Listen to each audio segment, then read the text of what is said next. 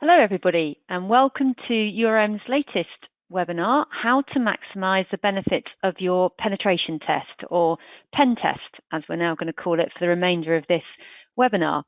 My name is Lisa Dargan, I'm a director at URM and I'm joined by Yunu Lee, who's head of our cybersecurity testing team, and he's going to be walking us through the webinar today. I'll just quickly touch on the agenda so you know exactly what we're going to cover. And just to say, if you have got any questions, please do type them into the question bar during the webinar. If they're really pertinent to the subject we happen to be talking about, we'll try and address it then, but if not, we will address all questions at the end of the webinar.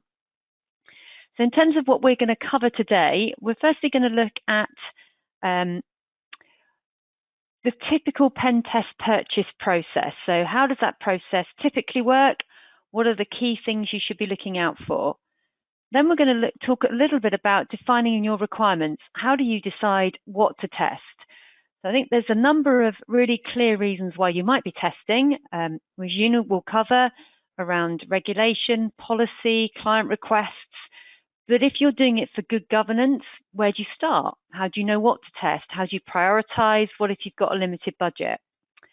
We're going to look at what you do prior to your test. So that's really about preparation, selecting the most appropriate provider, what key things to look for, what to do during that test, how to approach it, what preparation should you actually be doing within there, and what you would ask your pen test provider to deliver and what you should expect, what to do after the test, and then we'll wrap up briefly with how URM can help you.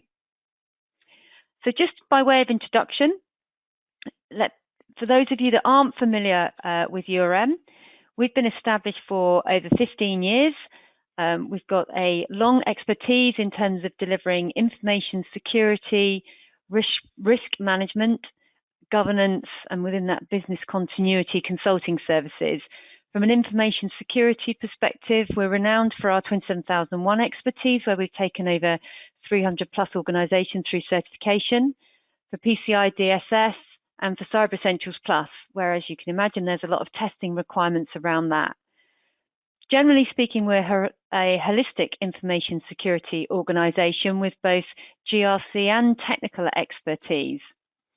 Key for us, if we've got a team of people who are passionate about what they do, about the subject, and they've not only worked from a consultancy perspective, but they've also been where many of you are and sat there, as you know, we'll talk about today, with the how do I approach this?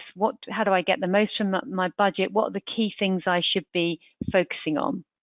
From an accreditation perspective, we're CREST accredited, not only as an organization, but a number of our team are CREST accredited as well.